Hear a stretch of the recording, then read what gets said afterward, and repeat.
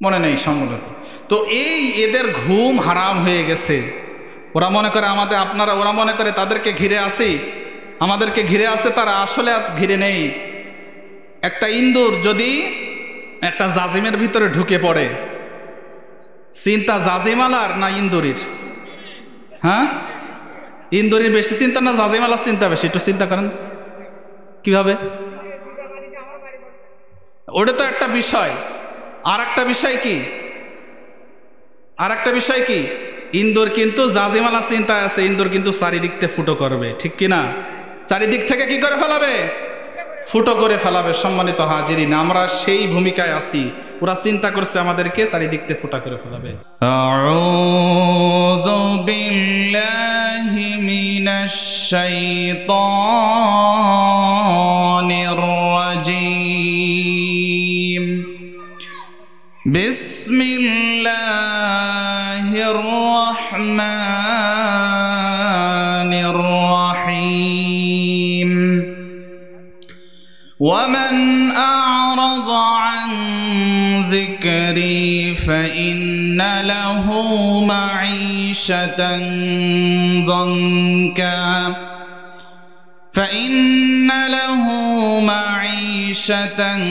ضنكا ونحشره يوم القيامة أعمى قال رب لم حشرتني أعمى وقد كنت بصيرا. وقال تعالى في شان حبيبه مخبرا وآمرا ما كان محمد أبا أحد من رجالكم ولكن رسول الله وخاتم النبيين وكان الله بكل شيء عليما. يا أيها الذين آمنوا صلوا عليه وسلموا تسليما. اللهم صل على আলহামদুলিল্লাহ, শুকরিয়া জ্ঞাপন করছি সেই মহান মালিকের দরবারে, যেই মহান মালিক আমাদেরকে শ্রীরামপুর গ্রামবাসীর উদ্যোগে আয়োজিত এক তাফসিরুল কোরআন মাহফিলে এসে বসার তৌফিক এনায়েত করেছেন। এই জন্য আমরা সকলে দিল থেকে শুকরিয়া আদায় করি আলহামদুলিল্লাহ। এবং দুরুদ ও সালাম পাঠাই সেই নবিকুলের সম্রাট, নবিকুলের মুহতাজ বিশ্বনবী জনাবে মুহাম্মদুর রাসূলুল্লাহ। সকলেই পড়ি সাল্লাল্লাহু আলাইহি ওয়াসাল্লাম। সম্মানিত হাজিরিন, আজ এমন একটা জায়গায় আমরা উপস্থিত হয়েছি যে জায়গা পৃথিবীর ভিতরে সব থেকে উত্তম জায়গা। সকলে বলুন সুবহানাল্লাহ। সব থেকে উত্তম জায়গা। আর এই জায়গায় যারা আশপাশে ঘোরাফেরা করছো, বিশেষ করে যুবক ভাইয়ের যারা আছো, আমিও যুবক, তোমরাও যুবক, তোমরা যদি প্যান্ডেলে হাজির না হও তাহলে আলোচনা করে মজা হবে না। তো আমি তোমাদেরকে অনুরোধ জানাবো, তোমরা এদিক ওদিক ঘোরাফেরা না করে সকলেই জান্নাতের ময়দানে চলে আসো। সকলে বলে আল্লাহুম্মা আমিন। তো সম্মানিত হাজিরিন, আমি আপনাদের সামনে কোরআনুল কারীম থেকে এমন একটি আয়াত তেলাওয়াত করেছি। এই আয়াতে কারিমার ভিতরে আল্লাহ পাক রব্বুল আলামিন আমাদের জীবনের উদ্দেশ্য এবং আমাদের জীবনের চিন্তা চেতনা, আমরা কি জন্য পৃথিবীতে এসেছি, পৃথিবীতে আমাদের কাজ কি, এই সম্পর্কে এই আয়াতে আল্লাহ পাক রব্বুল আলামিন আমাদেরকে দিক নির্দেশনা দিয়েছেন। সকলে বলুন সুবহানাল্লাহ। তো আল্লাহ পাক রব্বুল আলামিন পবিত্র কালামে মাজিদের মধ্যে বলছেন, ওয়ামান আ'রাযা আন যিকরি ফাইন্না লাহু মাঈশাতান যানকা। আল্লাহ পাক রব্বুল আলামিন বলছেন, ওয়ামান আ'রাযা আন যিকরি, আমার স্মরণ এবং আমার জিকির থেকে যারা মুখ ফিরিয়ে নেবে, আমি আল্লাহ পাক রব্বুল আলামিন ওই সকল বান্দাদেরকে আমি আল্লাহ পাক রব্বুল আলামিন বিভিন্ন রকমের পেরেশানি, বিভিন্ন রকমের চিন্তা চেতনায় আবদ্ধ করে দিব। সকলে বলুন নাউজুবিল্লাহ। দেখেন বাস্তব চিত্র, দেখেন আজ আমরা বিভিন্ন রকমের চিন্তা চেতনা, বিভিন্ন রকমের খারাপ জিনিসের ভিতরে নিমজ্জিত আছি, ঠিক কিনা? সব কিছু আছে, আমাদের সব কিছু আছে, কোনো তার অভাব নেই, তারপরেও মনের ভিতরে কি নেই?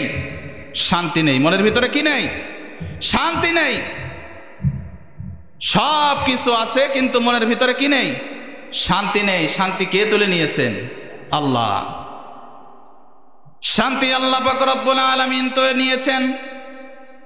আমরা তো মনে করি আল্লাহ পাক রব্বুল আলামিন আমাদেরকে যে রিজিক দিয়েছেন, আমরা মনে করি শুধু খাওয়া আর পড়া, এটাই কি রিজিক?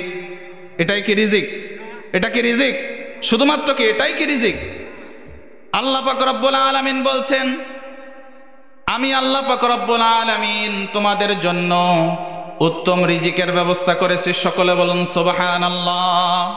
উত্তম রিজিকের ব্যবস্থা করেছি। দেখেন আগে যখন আমাদের কি হতো, 1 বিঘে ভইতি কটক ধান হতো, কতটুকু? 5 মণ 6 মণ। এই যে মুরব্বীর কাছে শোনেন, 5 মণ 6 মণ, এর বেশি ধান হতো না সারা বছরে। আর এখন এই এক আবাদে কটক হয় 40 মণ হয়। তাহলে দেখেন রিজিক বাড়িয়ে দেন কে? আল্লাহ। জায়গা বেড়েছে, বাংলাদেশের জায়গা বেড়েছে। আরো তো আমাদের যে দাদা বাবুরা আছে আরো শর্ট করতে পারলে ভালো হয়, তাই তো? চট্টগ্রাম নিয়ে নেচ্ছে, এদিকে ফেনী নিয়ে নেচ্ছে, তাই তো? যে ময়ূখ রঞ্জন মলম বিক্রেতা, মলম বিক্রেতা ময়ূখ রঞ্জন, আজকে একটা জিনিস শুনে আপনারা খুশি হবেন। এই যে ময়ূখ রঞ্জন পাগলা মলম বিক্রেতা সাংবাদিক, এর বাড়িতে পশ্চিমবঙ্গের যারা কৃষক আছে তারা তাদের যে আলু পচা, তাদের যে পিঁয়াজ পচা, তাদের যে পচা জিনিসগুলো তার বাড়ির সামনে ফেলেছে। সকলে বলুন সুবহানাল্লাহ। দেখেন ব্যবসার একটা জায়গা, পশ্চিমবঙ্গের চাষিদের ব্যবসার একটা জায়গা, ভারতের পশ্চিমবঙ্গের চাষিদের ব্যবসার একটা জায়গা কিন্তু বাংলাদেশ, ঠিক কিনা? বাংলাদেশে তারা বিশাল বড় মার্কেটে ব্যবসা করে, হাজার হাজার কোটি টাকার ব্যবসা করে তারা। আর সেই জায়গায় ময়ূখ রঞ্জন তার বিভিন্ন রকমের চাটুকদার কথাবার্তার মাধ্যমে কি করেছে? তাদের ব্যবসায় লালবাতি জ্বলিয়ে দিয়েছে। আল্লাহ পাক রব্বুল আলামিন বললেন, ওয়া মাকারু ওয়া মাকারাল্লাহ ওয়াল্লাহু খায়রুল মাকিরিন। সকলে বলুন সুবহানাল্লাহ। ওয়া মাকারু ওয়া মাকারাল্লাহ। আল্লাহ পাক রব্বুল আলামিন বললেন, দুনিয়াতে বসে যারা কুফফার বেঈমান তারা কি করে? পরিকল্পনা করে। তারা যে পরিকল্পনা করে তারা মনে করে আমার পরিকল্পনা সম্পর্কে কারোর ধারণা নেই, কেউ দেখছে না। আমরা যে পরিকল্পনা করছি কেউ দেখছে না। আল্লাহ পাক রব্বুল আলামিন বলছেন, তোমরা যে মকরবাজি করো, তোমরা যে চালাকি করো, তোমরা যে মুমিন বান্দাদেরকে কষ্ট দিতে চাও, আমি আল্লাহ পাক রব্বুল আলামিন তোমাদেরকে, এই মুমিন বান্দাদেরকে তোমরা যারা কষ্ট দাও, আমি আল্লাহ পাক রব্বুল আলামিন দুনিয়া থেকেই তাদেরকে বেইজ্জতি বেইল্লতির মাধ্যমে দুনিয়া থেকে বিদায় করি। প্রমাণ পেয়েছেন না? আবার বলা লাগবে? আর বলা লাগবে না, প্রমাণ তো চোখের সামনে, চোখের সামনে, আমাদের আর বলা লাগবে না। মনে হলো যে কিছু কিছু লোকের কথা শুনে মনে হতো হতাশ। কেমন হতাশ? হুজুর এত ওয়াজ করেন কিন্তু কাজ তো হচ্ছে না, কবে যাবে এই মাথার উপরতে? বুঝা কবে যাবে, তাই তো? কত লোক গেল, কত কিছু গেল, কিন্তু কিছুই করতে পারল না। বড় বড় হাতি চলে গেল, তারপরও কিছু করতে পারল না। নমরুদকে কি দিয়ে সাইজ করেছেন আল্লাহ পাক রব্বুল আলামিন? মশা দিয়ে, তাও ল্যাংড়াটা দিয়ে, ভালোটা ল্যাংড়া দিয়ে সাইজ করেছে আল্লাহ পাক রব্বুল আলামিন। সকলে বলি লা ইলাহা ইল্লাল্লাহ, লা ইলাহা ইল্লাল্লাহ, লা ইলাহা ইল্লাল্লাহু মুহাম্মাদুর রাসূলুল্লাহ। সম্পত্তি কি সম্পত্তি? পৈতৃক সম্পত্তি যখন মনে করে নেয় তখন কি হয়ে যায়? তার জন্য এটা ক্ষতির কারণ হয়ে যায়। সবাই বলতো যে কত সেই কি বলে ওবায়দুল কাদেরের কথা মনে পড়ে যায়, অমুক তমুক কোথায় খেলা হবে, তাই তো? খেলা এখন হচ্ছে। আল্লাহ পাক রব্বুল আলামিন বলছেন দেরি করো, ওয়েট করো, তুমি তোমার জন্য চূড়ান্ত খেলা আমি ফাইনাল করেছি। তোমার জন্য কি করেছি? চূড়ান্ত খেলা ফাইনাল করেছি আমি। তোমার জন্য চূড়ান্ত খেলা আমি ফাইনাল করেছি। খেলা হবে। আল্লাহ পাক রব্বুল আলামিন বলছেন খেলা তো হবে 24 সালে। কয় সালে? 24 সালে খেলা হবে। 24 সালে আল্লাহ পাক রব্বুল আলামিন ঠিকই নমরুদকে যেরকম ল্যাংড়া মশা দিয়ে কি করেছে? সাইজ করেছে। আর বাংলাদেশের নমরুদকে কি দিয়ে সাইজ করেছে? ছোট্ট ছোট্ট বাচ্চাদেরকে দিয়ে, যুবকদেরকে দিয়ে। সকলে বলুন সুবহানাল্লাহ। যেই ভয়ে, যেখানে বাঘের ভয় সেখানে কি পোহায়? রাগ পোহায়। সম্মানিত হাজিরিন, দেখেন একটা সময় ছিল যে বিশ্ববিদ্যালয়ে যারা পড়েছে তারা বোঝে যে বিশ্ববিদ্যালয়ের একটা স্লোগান ছিল শিবির ধরো, শিবির মারো, শিবির পাইলে জবাই করো। আল্লাহ পাক রব্বুল আলামিন দেখেন কি পরিকল্পনা, কি পরিকল্পনা দেখেন যুবকেরা। আল্লাহ পাক রব্বুল আলামিন দেখেন নিজের ছেলে কি করেছেন? নিজের ঘরে কাকে লালিত পালিত করেছে? নিজের ঘরে লালন পালন করে, নিজে খাওয়ায়ে, নিজে রাষ্ট্র সুবিধা দিয়ে সব কিছু করে, আবার তাকেই তার মাধ্যমেই কি হয়েছে? তার রাষ্ট্র ক্ষমতা থেকে চলে যাওয়া লেগেছে। দেখেন এই জন্য আমাদেরকে সাবধান হতে হবে। যারাই শোষণ করতে আসবে, কিছুদিন আগে সিরিয়ায় বাশার আল আসাদ 54 বছর, চারটে খানিক কথা, আমরা তো 14 বছর 15 বছর 16 বছরে হাঁপিয়ে গেছি। 54টা বছর সে শাসন করেছে সিরিয়া। তার যে জ্ঞাতি গোষ্ঠী 54টা বছর, কত বছর? 54 বছর শাসন করেছে। আল্লাহ পাক রব্বুল আলামিন দেখেন তাকেও ক্ষমতার আসন থেকে পালিয়ে চলে যাওয়া লেগেছে। কি করে? পালিয়ে চলে যাওয়া লেগেছে। সম্মানিত হাজিরিন, এই জন্য আল্লাহ পাক রব্বুল আলামিন বলছেন ওয়ামান আ'রাদা আন যিকরি ফাইন্না লাহু মাঈশাতান যানকা।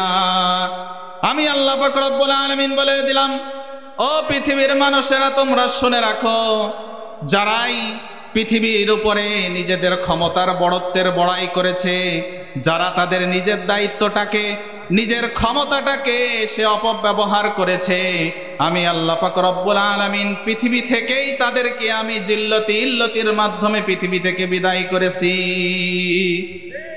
পৃথিবী থেকে ইল্লতির মাধ্যমে তাদেরকে কি করেছি? বিদায় করেছি পৃথিবী থেকে। এই জন্য সম্মানিত হাজিরিন,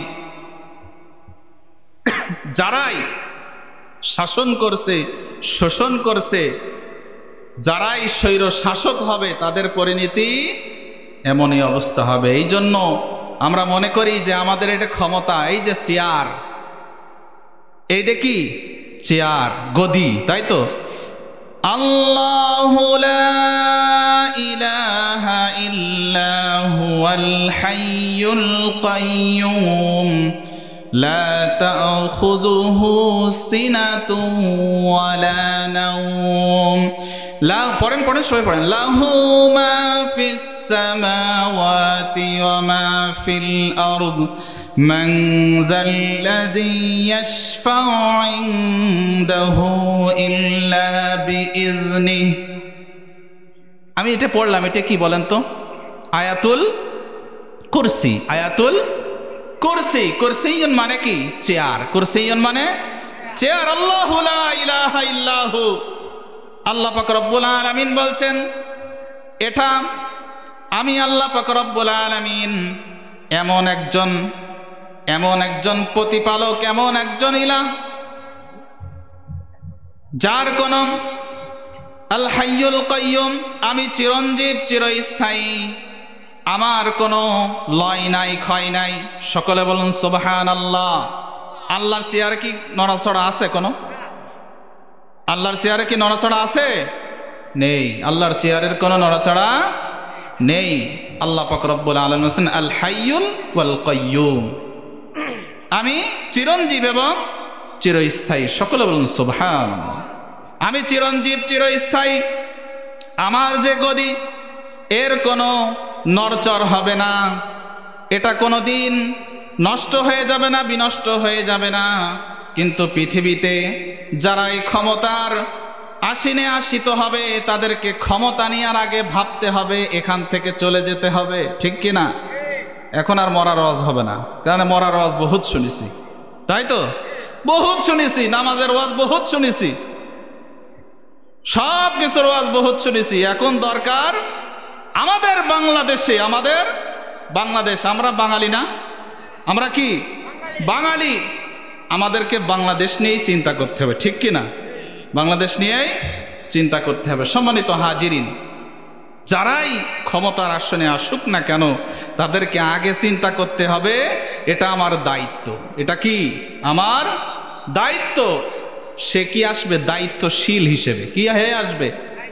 দায়িত্বশীল হয়ে আসবে। সে ক্ষমতা নিয়ে আসবে না। ওমর ফারুক রাদিয়াল্লাহু তাআলা আনহু, তিনি যখন খেলাফতের দায়িত্ব পেলেন, খেলাফতের দায়িত্ব যখন পেলেন ওমর ফারুক রাদিয়াল্লাহু তাআলা আনহু, খেলাফতের দায়িত্বে যখন আসীন হলেন, আমাদের যারা নেতা আছে, যারা দায়িত্বশীল আছে, তারা যখন ক্ষমতায় আসে তারা মনে করে কি একটা পেয়ে গেছি, ঠিক কিনা? কি এক গদি পেয়ে গেছি, এসি রুম। এ আর জীবনে পাছার সাথে আটা লেগে যায়, তাই তো? পাছার সাথে কি লেগে যায়? আটা লেগে যায় একেবারে, মানে এমন টাইট হওয়া হয়, মনে হয় যে ওপেন হার্ট সার্জারি বলে, যে হার্ট সার্জারি করে, ওই সার্জারি করেও এই গদি আর উঠবে না, এ গদি আর ছাড়াবে না, এই চিন্তায় বসে থাকে।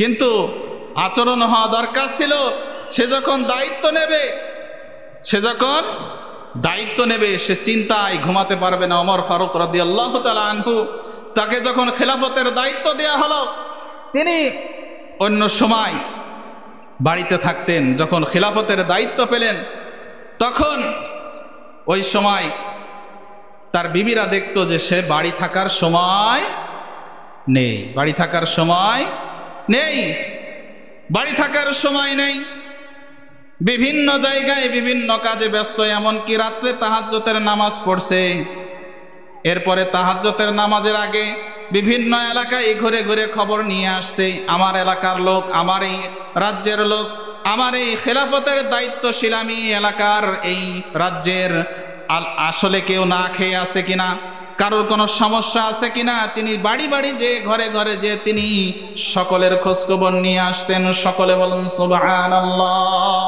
দরকার তো এমন নেতা, দরকার কি এমন নেতা দরকার, এমন নেতা দরকার, এমনই নেতা দরকার। সম্মানিত হাজিরিন, হ্যাঁ, এখন কয় না খেয়ে মরে যাক, এমনই নেতা দরকার আমাদের, যে নেতা তার দায়িত্বর সম্পর্কে অবগত। আর আমাদের অবস্থা কি?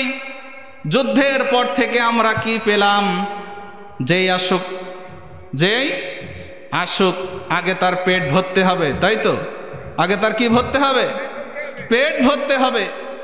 তারপরে যে জনগণ একটু পায় সিটে পাটা, উপরতে আস্তে আস্তে আস্তে আস্তে একেবারে যদি রাস্তার বাজেট আসে, আস্তে আস্তে যদি উপরতে রড হয়ে আসে, নিচে এসে চটাই থামে, তাই তো?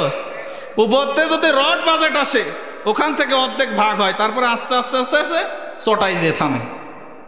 সম্মানিত হাজিরিন, এই জন্য এর দায়িত্ব, এর হলো আমাদের নিজেদের। কেন আল্লাহ পাক রব্বুল আলামিন বলছেন যহরাল ফাসাদু ফিল বার ওয়াল বাহর বিমা কাসাবাত আইদিন নাস। আল্লাহ পাক রব্বুল আলামিন বলছেন জলস্থলে যা কিছু হয়, যা কিছু ঘটে, সব কিছু বান্দা তুমি দুই হাত দিয়ে কামাই করো। কোন হাত দিয়ে কামাই করো? আইদিন নাস, দুই হাত দিয়ে বান্দা তুমি কি করো? কামাই করো, দুই হাত দিয়ে তুমি কামাই করো, তোমার যে বিপদ হয়, তোমার যে আপদ হয়। কিন্তু দেখেন কিভাবে দুই হাত দিয়ে আমরা কামাই করি। ভোটের সময়, ভোটের রাত্রে 500 টাকা দিলেই ভোট কিন্তু ওইদিকে ঘুরে যায়, ঠিক কি না? ভোটের রাত্রে, আগের রাত্রে 500 টাকা দিলে কি হয়? ঘুরে যায়। প্রত্যেক বাড়ি বাড়ি খাম চলে যাচ্ছে। কি সুন্দর! প্রত্যেক বাড়ি বাড়ি কি চলে যাচ্ছে? খাম চলে যাচ্ছে। খামের ভিতরে মিষ্টি খাওয়ার টাকা। কিসের টাকা? মিষ্টি খাওয়ার টাকা। কপাল তো আমরা ওখানেই পোড়াইছি, কপাল ওই জায়গায় পোড়াইছি আমরা। মিষ্টি খাওয়ার টাকা, ও তো আপনার কপাল পোড়ানো টাকা দিল। কি পোড়ানো? আমার আপনার কপাল পোড়ানো টাকা দিল। কপালে সিল মারা টাকা। কপাল পুড়ে গেল আমাদের। সম্মানিত হাজিরিন, আমার আপনার ঘাড়ের উপরে হাজার হাজার কোটি টাকার ঋণ, হাজার হাজার কোটি টাকার ঋণ। আমার উপরে, আপনার উপরে, আমাদের উপরে, আমাদের সবার উপরে হাজার হাজার কোটি টাকার ঋণ। ওই যে ভোটের আগের রাত্রে 500 টাকা, 500 টাকা নিয়েছেন, হাজার হাজার কোটি টাকার ঋণ আমার আপনার ঘাড়ের উপরে। এই জন্য সম্মানিত হাজিরিন, আল্লাহ পাক রব্বুল আলামিন বলছেন, আগে কোরআনটাকে কি করো? বোঝো। আগে কোরআনটাকে বোঝো, তারপরে মানো। মান আ'রাযা আন যিকরি ফাইন্না লাহু মাঈশাতান যানকা। আগে যদি কোরআন না বুঝতে পারো তাহলে তোমাদের কপাল কি হবে? পুড়ে যাবে। কপাল পুড়ে যাবে, তোমাদের ভবিষ্যৎ নষ্ট হয়ে যাবে, তোমার সন্তান সন্ততি নষ্ট হয়ে যাবে, তোমার ভবিষ্যৎ নষ্ট হয়ে যাবে।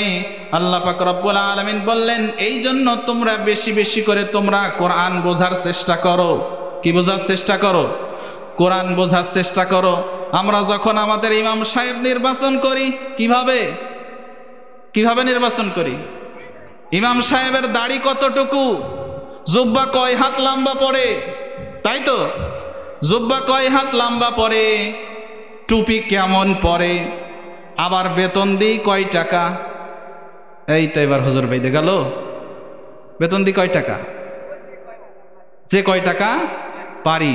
তাহলে যে হুজুর জুব্বা বড়তা পড়বে, মাথায় টুপি দেবে, সে খরচটা তো দেয়া লাগবে, সে খরচটা তো দেয়া লাগবে, তাই তো? দেখেন, একটা মানুষ, আমরা শুধুমাত্র একটা মসজিদের ইমাম বাছাই করছি, ঠিক কিনা? শুধুমাত্র একটা মসজিদ, এই মহল্লার মনে হয় 100-200 লোক কি করে? তার পিছনে নামাজ পড়ে। ইমাম মানে কি? নেতা। ইমাম মানে কি? নেতা। কিন্তু আমি যখন আমার ইউনিয়নের ইমাম বাছাই করি, আমার এলাকার ইমাম বাছাই করি, আমার জেলার ইমাম বাছাই করি, আমার পৌরসভার ইমাম বাছাই করি, কিভাবে? 500 টাকার নোট, তাই তো? কিভাবে? 500 টাকার নোট। চোর বাটপার, মদ খায়, গাঁজা খায়, সব কিছু করে। অমক ভাই চরিত্র ফুলের মতো পবিত্র, নামাজ পড়ে না, 1 ওয়াক্ত, গাঁজা খায় 5 ওয়াক্ত। এমন ইমাম আমরা আমাদের কি করি? বাছাই করি, ঠিক কিনা? এমন ইমাম, ও যদি নেতা হয়, সেও তো নেতা। আপনার ইউনিয়নের চেয়ারম্যান, সে আপনার নেতা না? নেতা কি না? সে তো ইমাম। আরবি ভাষায় কি? ইমাম। ইমাম মানেই তো নেতা।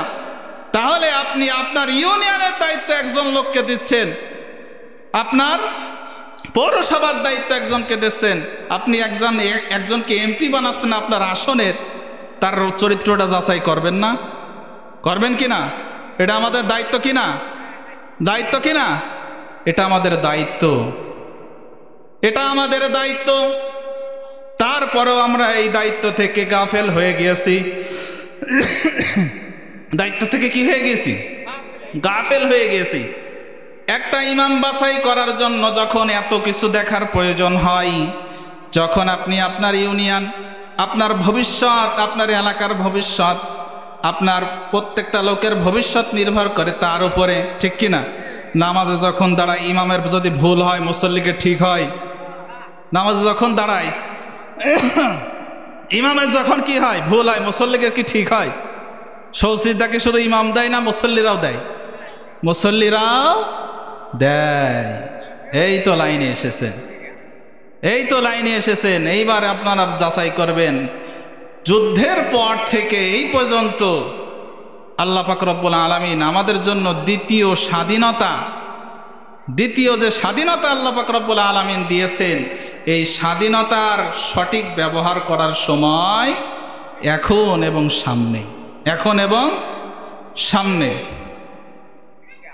সামনে পরীক্ষা। একটা ছাত্র সারা জীবন লেখাপড়া করলো, একটা বছর লেখাপড়া করলো, তার মূল্যায়ন হবে কিভাবে? পরীক্ষার মাধ্যমে। কিসের মাধ্যমে? আল ইমতিহানু, পরীক্ষার মাধ্যমে তার মূল্যায়ন হবে, তার যাচাই বাছাই করা হবে। পরীক্ষার মাধ্যমে আসলে এই ছাত্রটা পাশ করার যোগ্য না ফেল করার যোগ্য, আসলে পাশ করবে কিনা, ঠিক কিনা, আসলে পাশ করবে কিনা, এটা তো যাচাই হবে পরীক্ষার মাধ্যমে, ঠিক কিনা। পরীক্ষার মাধ্যমে যাচাই হয় একটা বছর সে কি করেছে। সে যদি পড়ে তাহলে পাস করবে, আর যদি না পড়ে যতই তাবিজ দিক। এক হুজুরের কাছে এক ছাত্র কি করতে গিয়েছে?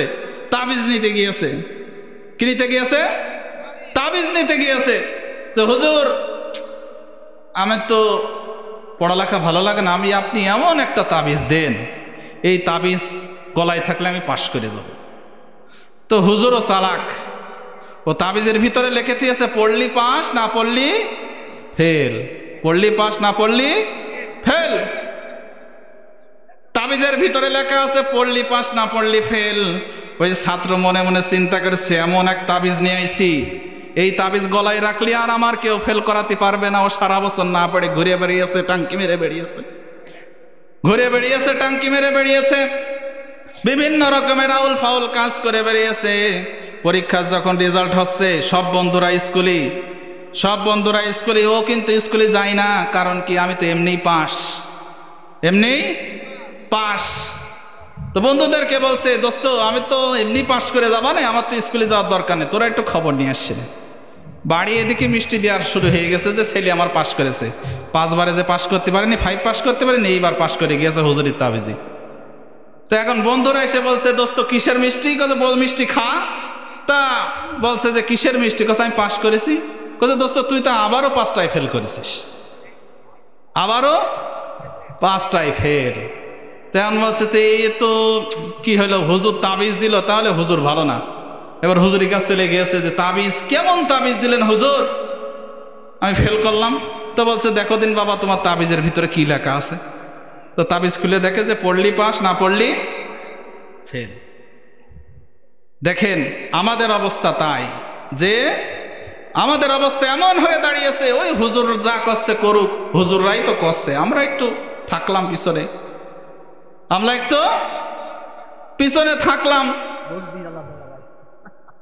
একটু থাকলাম, যেই হেই করবে আর আমরা সেই নেই হয়ে যাব। হুজুর যা করে করুক, বা অমক ভাই যা করে করুক, তমক ভাই যা করে করুক, ওর দায়িত্ব। ইসলাম মানা ওর দায়িত্ব, ইসলামী আন্দোলন করা ওর দায়িত্ব, আমাদের দায়িত্ব না। আমরা শুধু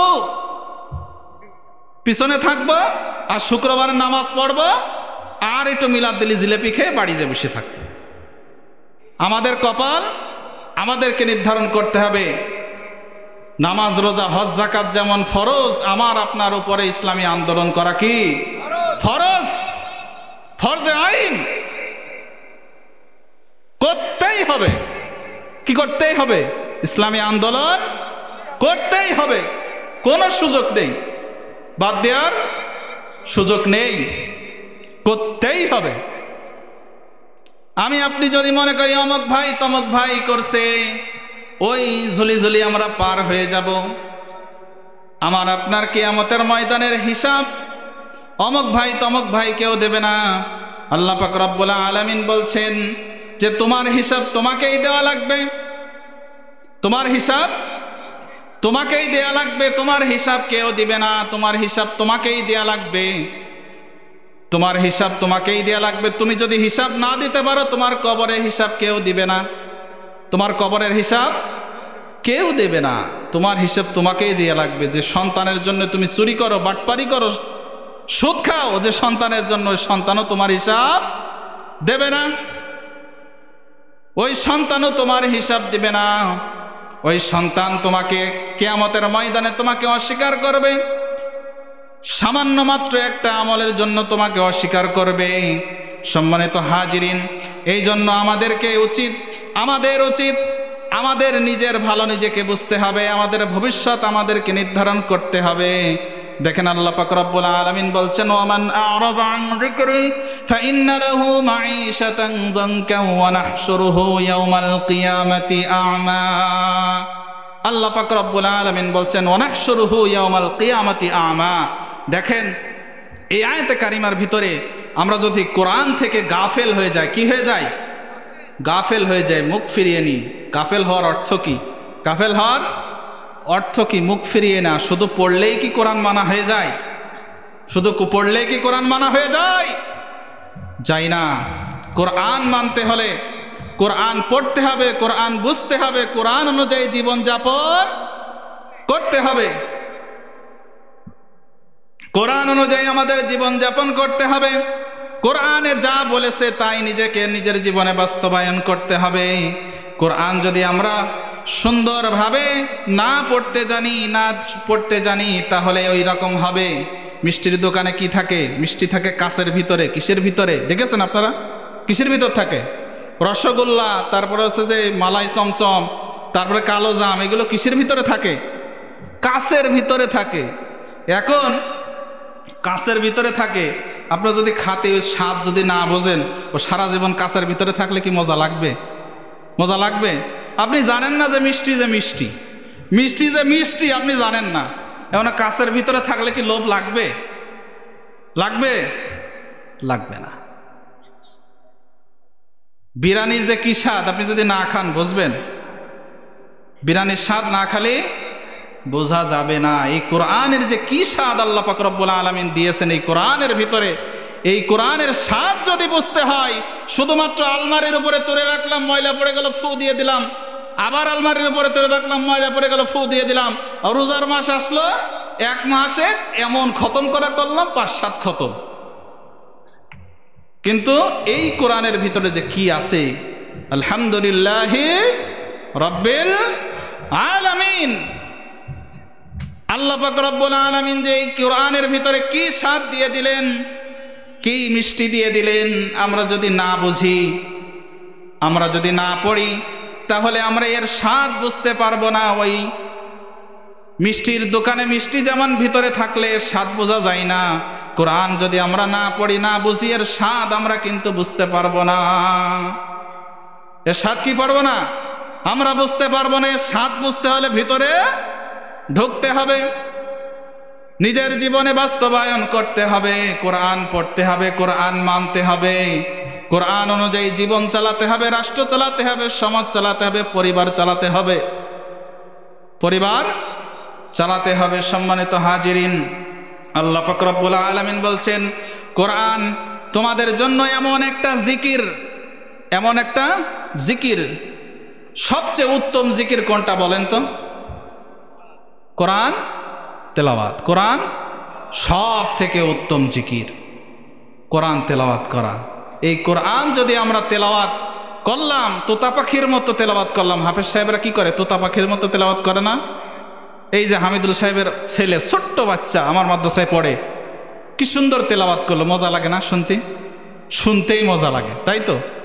এই কোরআন বুঝতে হলে আমাদেরকে পড়তে হবে, বাংলা অনুবাদ পড়তে হবে। কি পড়তে হবে? বাংলা অনুবাদ পড়তে হবে। অনুবাদ যদি আমরা বুঝে বুঝে মানতে পারি, মেনে যদি আমাদের জীবনে বাস্তবায়ন করতে পারি, তাহলেই আমাদের সফলতা আসবে। সকলে বলুন সুবহানাল্লাহ। এই সফলতা আসতে হলে আল্লাহ পাক রব্বুল আলামিন বলছেন, আমাদের জীবনে যদি কোরআনকে বাস্তবায়ন করতে হয়, কোরআন যদি আমাদের জীবনে যদি আমরা বাস্তবায়ন করতে চাই, তাহলে কোরআনের যে আইন, এই আইন আমাদেরকে মেনে নেওয়া লাগবে। শুধুমাত্র মসজিদে কোরআন, শুধুমাত্র মসজিদে, তাই তো? অক্সিজেন যদি শুধু মসজিদে থাকতো তাহলে কি ভালো লাগতো? অক্সিজেন দামি জিনিস না? অক্সিজেন কি জিনিস? দামি জিনিস না? এই অক্সিজেন গুরুত্ব তারাই বোঝে যারা হাসপাতালে যে একদিন থাকে, ঠিক কিনা? ইমার্জেন্সি ইউনিটে যারা একদিন থাকে তারা বোঝে অক্সিজেনের মূল্য কত। ইমার্জেন্সি ইউনিটে যারা একদিন থাকে তারা বোঝে অক্সিজেনের মূল্য কত। এই অক্সিজেন যদি সীমিত হতো আমরা কি বেঁচে থাকতে পারতাম? অক্সিজেন যদি সীমিত থাকতো, শুধুমাত্র অক্সিজেন মসজিদে থাকবে, আর কোনো জায়গায় থাকবে না, তাহলে বাঁচা সম্ভব ছিল? কিন্তু আজ দেখেন, আমরা কোরআন যেমন অক্সিজেন যেমন আমাদের মানব দেহের জন্য দরকার, প্রত্যেকটা জীবজন্তুর জন্য দরকার, ইসলাম যদি শুধুমাত্র আমরা ইসলাম যদি ওই মসজিদে রেখে দিই, মসজিদের ভিতরে আটকে রেখে দিই, তাহলে এই দেশ, এই পৃথিবী পরিবর্তন সম্ভব হবে না। সম্মানিত হাজিরিন, এই জন্য অক্সিজেন যেরকম আমরা অক্সিজেনের মধ্যে বাস করি, কোরআন বা ইসলামও হচ্ছে অক্সিজেনের মতো। কিসের মতো? কিসের মতো? অক্সিজেনের মতো ইসলাম। আপনি ইসলামকে শুধুমাত্র মসজিদে রাখলেন, মানুষ মরে জায়গায় রাখলেন, মানুষের কলমা খতমে রাখলেন, শুধুমাত্র এই কয় জায়গায় রাখলেন, তাহলে ওই ইসলাম, আল্লাহ পাক রব্বুল আলামিন বলছেন উদখুলু ফিস-সিলমি কাফা, তোমরা পরিপূর্ণভাবে ইসলামের ভিতরে প্রবেশ করো। পরিপূর্ণভাবে করতে হবে। আপনার যেটা ভালো লাগলো মানলেন, না লাগলো মানলেন না। লা ইলাহা ইল্লাল্লাহ,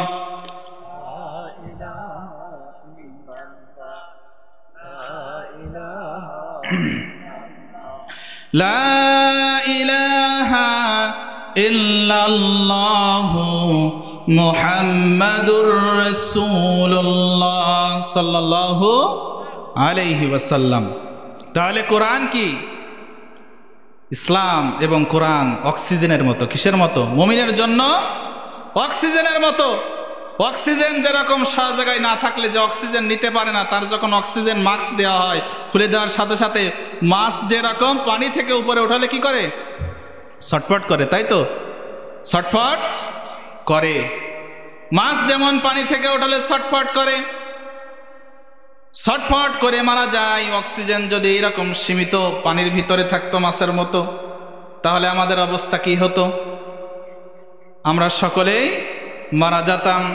এই জন্য ইসলাম যদি আমরা শুধুমাত্র কোটি কয়টা জায়গা ইসলামের ভিতরে যদি প্রবেশ না করি, আমরা ইসলাম আমার ভিতরে প্রবেশ করিয়েছি, তাই তো? আমাদের ভিতরে প্রবেশ করেছে। আমরা যারা নামাজ পড়ি, এরা ইসলামের ভিতরে আমরা ঢুকতে পারিনি। কারণটা কি শোনেন? কারণ হচ্ছে ইসলাম আমার ভিতরে ঢুকাইছি, কিন্তু ইসলামের ভিতরে আমি ঢুকতে পারিনি। কারণ কি? কারণ হচ্ছে যে আমরা ইসলাম শুধুমাত্র মনে করি নামাজ পড়তে হবে, রোজা রাখতে হবে, হজ করতে হবে, এই তো ইসলাম, তাই তো?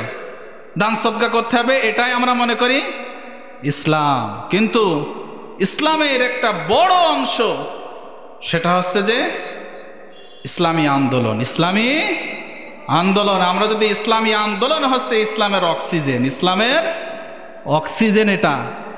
এটা যদি থাকে পৃথিবীতে, যদি ইসলামী আন্দোলন না থাকতো, ইসলাম এত দূর পর্যন্ত ওই মক্কা থেকে হাজার হাজার কিলোমিটার দূর থেকে বাংলাদেশে আসতো না, এই পর্যন্ত আসতো না। মক্কার কাফেরেরা রাসূলকে বিভিন্ন রকমের অফার দিত, যে মক্কার কাফেরেরা বলতো, আব্দুল্লাহর বেটা মুহাম্মদ সাল্লাল্লাহু আলাইহি ওয়াসাল্লাম,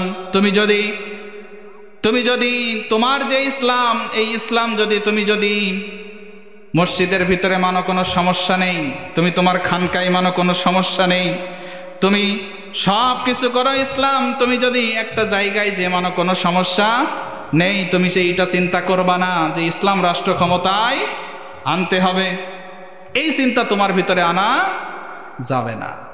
দেখেন, আপনি যদি ইসলাম শুধু নিজে মানেন সারা জীবন, এই যে 1994 সালে একটা বক্তৃতায় মরহুম আল্লামা দেলাওয়ার হোসেন সাইদি রহিমাহুল্লাহ, তার কথা বললেই গাটা শিহরে ওঠে, ঠিক কিনা?